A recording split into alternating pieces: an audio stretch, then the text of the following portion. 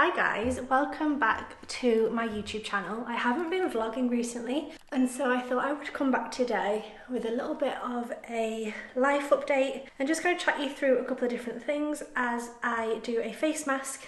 I also want to straighten my hair, which is a silly idea because tomorrow I'm going to a spa. I'm going on a spa day with one of my sister-in-law's friends, but they're away in Greece for the week and we're looking after the dogs, and this friend invited me to go to the spa, so I said absolutely yes. So I have absolutely no reason to straighten my hair, but I thought I would. I'm gonna kick off by opening my can of Apple Tango. Oh my goodness, this is delish. Oh, that just went everywhere.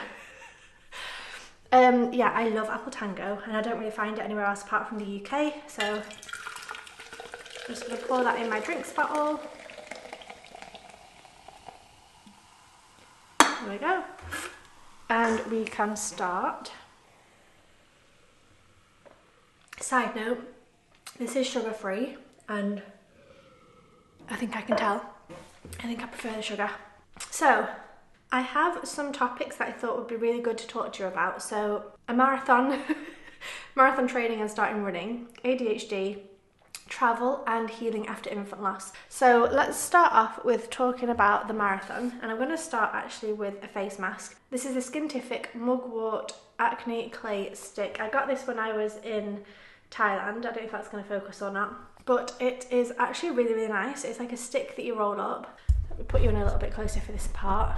Oh, actually there is a mirror in there. No, I'll just use this. So it's a stick that you just basically brush onto your skin and then you can work it in, and it leaves my skin feeling so nice. And I haven't really been doing anything with my skin recently. So before we jump in actually and talk about the marathon, I'll talk about where I am and why there's a bit of a mess behind me. Is that on everywhere? I think so. So my brother and his sister-in-law moved house recently, as in 10 days ago, 2 weeks ago. And we happened to be in England because it was kind of a last minute buy. They were trying to get it rushed before the stamp duty or something, which is in April apparently. I have no idea about these things. I've never bought a house in England before. I just rub this in, by the way, just to make sure it's really in my pores.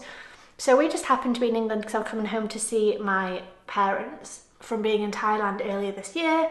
And they just sort of said, hey, well, if you're in England, do you want to stay a little bit longer and help us move in and then also look after our dogs while we're in Greece? And I thought, okay, thanks for the Greece invite. But yes, that's fine. So we're looking after the dogs in the house while they're away, which good for them, they deserve it. But it means that we are now in a bit of a renovation zone, as you can see. So we have been here for 2 weeks and we're staying an extra week, and then next week we're going to Germany, but I'm going to talk about that later, about our travel plans. But basically for the moment we are in Surrey. I'm actually filming a vlog this week of a week in the life in Surrey, so what I get up to, things I'm doing, that kind of thing. So that's going to be coming on Sunday. I'm hoping to post this video on Wednesday so you can kind of get a little bit of a behind the scenes and see what we've been up to, get a bit of a life update, and then watch the vlog this weekend. So if I talk to you about the marathon, so I have been enjoying using the treadmill last year in Malaysia and in Thailand. I've really enjoyed using the treadmill, going to the gym and then going to the pool afterwards and then working in the afternoons. And a couple of weeks ago, or even a couple of months ago, I saw there were still spaces for the Brighton Marathon, which actually happened yesterday. And I could have gotten a spot. I just had to raise £400 or £500 and I could have ran the marathon. Bearing in mind, I don't run and I'm not a good runner, so I don't know why on earth I thought that was a good idea. But I thought, oh my God, that would be so good to be able to run a marathon. So obviously I didn't take part in the marathon because I can't run at all. And instead I asked ChatGPT to come up with a running schedule for me. So last week started on Sunday, so I walk 5 minutes and then I do 5 sets of this section, which is run 1 minute and walk 4 minutes. So I do that 5 times and then I walk again for 5 minutes at the end to cool down. So I did that Sunday, Monday, Tuesday, Wednesday, Thursday. I skipped Friday because I was so tired from doing renovation work. I then did Saturday, and then yesterday was Sunday, and that was week 2. So week 2 is 5 minute warm up. I then run 2 minutes and walk 3 minutes. So I've doubled my running time. Rather than running 1 minute, I'm running 2 minutes, which means also rather than running 5 minutes, I'm running 10 minutes. So I did that yesterday and today. And I've actually really enjoyed it. We've been so lucky with the weather here in England because it has been sunny and pretty warm, pretty non-stop. I don't think I've seen rain since we've been here, which has been incredible. So although I'm not going to do a marathon this year, I am really hoping that I'll enjoy running and I'll be fit enough that I can do one next year and maybe even do more than one. I've seen a few. I've seen the Rome one, looks incredible. Obviously New York, obviously London. So there are quite a few races that I would like to take part in, but it's one of them where like I have never been a runner ever. So I don't know why I have this idea in my head. It's like that I see memes on Instagram sometimes, like tell me you're a millennial without telling me and you're taking part in a marathon kind of thing. So I think it probably is a very millennial thing to do, to be like, okay, I'm near the age of 40, I'm going to run a marathon. So by next year, well, I'm 37 in April, actually next week. So next summer, I'll be 38, which is probably a bit old to be starting running and starting a marathon, but we're going to try it. And I've actually really, really enjoyed it. So that's been a whole process. Let me take a drink of my Tango. The next thing I thought I could update you on is my ADHD. So I got diagnosed in August. In January, I went to see people in Thailand to get medication. I got Ritalin. I vlogged the first week of me taking Ritalin, and it was emotional because my brain went quiet. I felt really calm, I felt really amazing, and I had an incredible week on it. I had a headache for 3 days, but apart from that, I felt like the Ritalin really, really worked and it was incredible. I carried on for about 2 weeks and then I just noticed it not really working, so I kind of just stopped taking it, and I would take it on certain days and not really notice it working.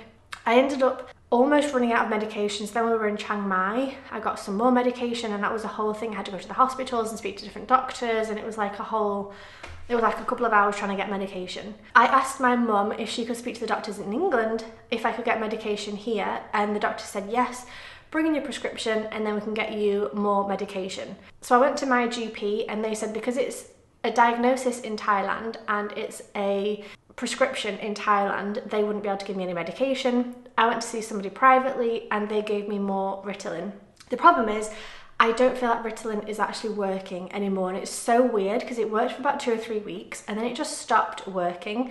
And the first week I was taking 5 milligrams, so I was taking half a pill. Now I can take 2 pills, so 20 milligrams, and I don't notice any difference. The only thing I notice is that I don't bite my face, because a lot of time I'm like this, biting my gums and biting the inside of my mouth. When I take the Ritalin, I don't do that. That is literally the only thing I notice. I don't feel like my brain has slowed down. I don't notice any tabs closing. I still have the same amount of nonsense going on and all the music and all the madness. So it's been really frustrating because I got diagnosed, I found something that worked for that diagnosis, and then it's just kind of stopped working. And with Ritalin, you can take more. I think you can take up to 100 milligrams per day. I've not done that yet. I've taken 20 at a time. I think at some point I might try 30 and see if that works, but it's one of them where like I have a lot of medication, so I could try 40 or 50 or 60. By the way, this is not me advising this. I'm not a medical doctor, don't do this. I've forgotten what I was saying, but I think my point was I could take more because I have a lot of medication, but I don't see it working anymore. So it's one of them where like if I come back and see a doctor again in May when I'm going to be back in England, I could speak to a psychologist and say, hey, the Ritalin isn't working, please can I have something else and try something else. But that would mean paying I think about £100 to see the GP. I think I would then have to pay £400 to get diagnosed again and pay extra to see the psychologist or psychotherapist, whatever it is, the one that can give medication, to then be able to try different medication. So it's one of them where like it just always costs money, it always takes time, and it's really frustrating because I got the diagnosis, found something that worked, now it's not working, and I'm either going to have to take a lot of the medication or see if I can find something else. And I feel like it's really frustrating because it's not like a physical thing. Like if I had a broken arm, you can physically see that my arm is broken, so someone would try and sort it out and fix it. Whereas because it's like a mental thing in your head that you can't see, I feel like it's sort of dismissed and you're sort of just left to your own devices a little bit, like, oh well, we can't give you that medication. I'm having this serious conversation with a green face. I understand that. I'm going to go and wash it in a second. But it's really frustrating because I found something that worked, it no longer works. In order for me to either get stronger medication or try something else, I'm going to have to spend extra to get diagnosed again in England and go privately and do that whole thing. Because the doctor that I spoke to, she said that in England it's a 3-year wait. Was it 3 years or 4 years? It might have been a 4-year wait to get diagnosed as ADHD with the NHS. If you do it privately, you can do it pretty quickly, but it costs about £450, which is less than I thought it was. I thought it was about £800 in England, but it is £400 apparently. But it's just a whole thing and it just kind of annoys me. So now I have a bunch of medication. I'm thinking about just sacking it off and just living with my ADHD as it is, because I've lived with it for 36 and a half years. So I'm fine, I can get by, I can work, I can do all the rest of it. But it was really nice to have that 2 or 3 weeks where I would take medication, my brain would just go, ah, like I could breathe. It was calm and empty and gorgeous and so nice. And I was actually saying to Jeremy the other day, I could see why drug addicts get into that state, because once you've experienced something like that, like your brain just going quiet and then that medication's not working anymore, I'm wanting to take more and more to try and get that feeling again. And that's just me being calm. So imagine if I had that feeling of like being super high and elated and the most amazing feeling ever, and then whatever you're taking doesn't work anymore, so you have to take a higher dose and more and more and more. I can see how it's really easy to slip into that. So I am being very careful. Like, I'm not taking more than I'm supposed to. I've only ever taken 20 at a time. I do know that you can take up to 100 at a time, but I'm not doing that. I'm not advocating for it. I'm just speaking openly about my experience. But yeah, it's been a bit of a whirlwind. I'm going to go and quickly wash my face and then I'll talk to you about travel and healing after infant loss. Okay, I am back. Just going to put my watch on and some face cream stuff before doing my hair. So I'm actually just going to put on some of this Weleda skin food. It is very thick and very nourishing. Apparently they have a light version I've seen on Amazon, which I think I might get because this is very thick. Like, that is a thick old cream, but it does feel gorgeous on my skin. It leaves me feeling very glowy. It almost goes oily, but like in the best possible way. And my face feels good after that mask stick thing. Okay, so the next thing I want to talk about is travel, because we are changing our plans a little bit. We've been traveling full time for 2.5 years now. And this year I thought I just need to be home more. I need to be in Europe more. I need to spend more time with my family and my parents, because my dad's not doing so well. He's fine, but like he has disabilities that he struggles with, and therefore my mum struggles with because she's the one looking after him. So I just thought I need to be home more often to help support them and try and help them live a better, more fulfilling life. If that makes sense, if I can make their life a little bit easier by being home more and supporting them more. So we decided this year we'd go around Europe and spend a little bit more time in Europe rather than in Asia, which is obviously quite far away and hard for me to get home. Before I carry on, I'm just going to show you my GHD hair straighteners. I got these for my birthday off my parents. They cost £200 on Amazon, but I think they're usually about £300. So I'll leave them linked below if you want to get some. But these are amazing because they are travel hair straighteners. So they are quite small, quite tiny, but that's just turned on and it'll beep in a second once it's warm. They're really handy because they are rechargeable. So usually when I'm traveling, I can't straighten my hair or do anything with my hair because hair straighteners just don't work all around the world. And whenever I've tried to use hair straighteners in the past, in different countries, it ends up blowing the fuse. So I've not done my hair or straightened or curled my hair for years, apart from when I'm at home. So that means it's ready. It has about 20-minute battery, so I do have to work quite quickly, but I have just washed and blow dried my hair, so it is relatively straight. But I just thought I would show you this because it's wireless, which for a start is incredible. It just means it's so easy to work with and you haven't got to faff with, the cable getting wrapped around your arm and things. And it's amazing for travel because it means you can charge it. It's USB-C, so it's a bit like charging my iPad or charging my laptop, for example. I can use that same cable. Also, for my external hard drives, they have this sort of cable. So it's super small, but also really, really good. Like I said, my hair is quite straight because I've just blow dried it. But I did also put it up in a bun, so I think it's going to be a little bit wavy as we go around the head. But yeah, so I wanted to be in Europe a little bit more this year. And we started looking at Europe and realised, oh, it is actually way more expensive than we had anticipated. So a month in Thailand with accommodation, food, day trips, activities, that kind of thing, cost about €1,500 per month. we were looking at Spain, and accommodation alone in Spain is about €1,500 per month. So that's not including any food, any activities, any day trips. So we are not earning a bunch of money at the moment, and thought, well, we can't we can't spend time in Spain if we're spending all our money just on accommodation and we don't have money for food or day trips or to actually enjoy Spain. So we decided to join trustedhousesitters.com, and it's essentially a website for people who are looking for somebody to look after their house and their pets while they go away on holiday, for example. And it means that they get somebody staying in their house looking after their pets, and you don't have to pay them. And it means that for us, we get to live at someone's house and look after their pet for free. So rather than paying Airbnb, we can stay in places for free. And it's something that we've looked at for a little while. I think we've known about it for a year or two, but it just kind of didn't really seem right for us. We were earning a little bit more money, we were able to travel, not a lot more, like literally a little bit more. And obviously, like I said, Asia is a lot cheaper, so our money went a lot further. And then when we decided that we want to be in Europe so that I can fly home more often, we sort of made that decision without realising just how expensive Europe might be. So we have booked in a couple of stays already. So next week we are going to Cologne in Germany. Well, we're actually going to go to Dusseldorf for my birthday, spend 2 nights there, and then we're going to Cologne for about a week to look after a dog for a week.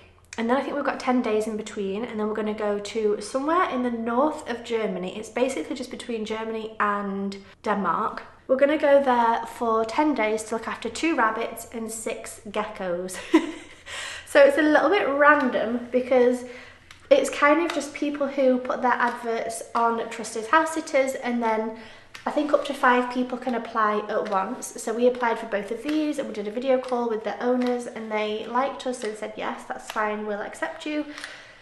So we're going to be going to Germany, and we're trying to figure out what to do with that 10 days in between, whether we see Germany or whether we fly somewhere else. Or I would like to do Denmark. I think it could be quite fun to hire a car and drive around the country. And what's interesting is that now that, because we're joining Trusted House Sitters, we're going to get that week free accommodation, as in we're not paying for Airbnb or hotels. So we're going to get a week, and then about 10 days we haven't figured out yet, but then another like 2.5 weeks. So 3.5 weeks we've got free accommodation, which is amazing because it means that our money can stretch a lot further. So if we were going to go and do Airbnb, we might have spent $1,500 just on accommodation in a month. Whereas now it means that we won't pay for accommodation for 3.5 weeks, and it means that we'll have more money to spend on that 10 days in between, if that makes sense. So it's actually really exciting because it means that we will be able to travel a lot more economically. Obviously we love animals as well, and it means that we'll go to places that we might not necessarily go to otherwise.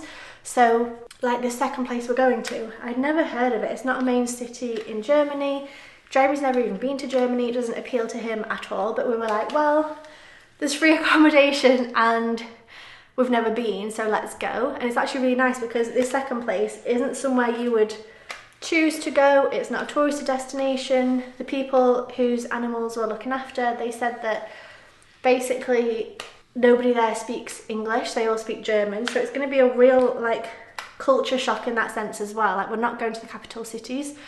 So I'm really looking forward to it. I think it's going to be a nice way to travel, and it also means that we can go to more expensive places without necessarily having to earn more money. So it means that, for example, we could go to Canada or Australia or the US or a lot of Europe, and if we could stay, we're sort of thinking if in a month we can stay for free somewhere for 2 weeks, we'll have more money to spend for that other 2 weeks where we want to go and do something else.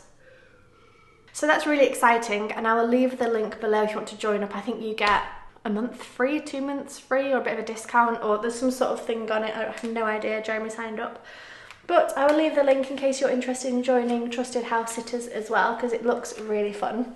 So that's going to be our travels for the next couple of months, is in Europe. So we're going to start off with Germany with these house sittings, and then we think we might go to either North Macedonia or Montenegro, Croatia, Italy maybe. We haven't really figured it out, and I think we're just going to kind of play it by ear and plan a little bit, but also just see if we can get house sitting jobs along the way so that we're breaking up the cost and we're able to travel without it costing an actual arm and a leg. So that's really exciting. Like I said, I'll leave the link. And then the last thing I want to talk to you about before this video is 3 hours long is healing after infant loss. So this is also why I've not been posting much on my social media, but also on my YouTube channel, is because I've been focusing a lot of time on healing after infant loss. And I don't think I've actually told you guys about it. So I have been through 4 infant losses, and if you've seen my YouTube videos, you will know that already. I've talked a lot about it on this channel. And I had people reaching out to me being like, oh my God, I'm also going through this. I feel so alone. And I thought, why don't we talk about this? So I created a website, which is healingafterInfantLoss.com, a YouTube channel, which is just Healing After Infant Loss. There's TikTok, Instagram, I think I'm on LinkedIn, Facebook, obviously YouTube. And I'm basically talking about how to heal after infant loss, hence the name. But I'm talking to guests who share their stories, who talk about their experiences. And I'm talking to experts in the field who can share their expertise or their advice on how to heal after loss. I'm down to 2 bars, but I finished. Whether that's doing life coaching, or whether it's yoga or meditation, or going on retreats, or maybe it is therapy, counselling, red light therapy. There's loads of different things that can help people to heal after trauma or healing after loss, such as infant loss. And I really want to just talk about this topic and give people a place to not feel alone and to not feel like they are the only ones going through it and like they're isolated. And it's been going really, really well. So I have about 400 followers on Instagram. I have about 500 on TikTok. But on YouTube, one of the videos that I reshared is at about 6.5 million views, and I've got over 10,000 subscribers, which is crazy because this channel, I've been doing it since 2020, pretty much non-stop, pretty active and posting quite often, and I'm at about 4,800. I'm not even at 5,000.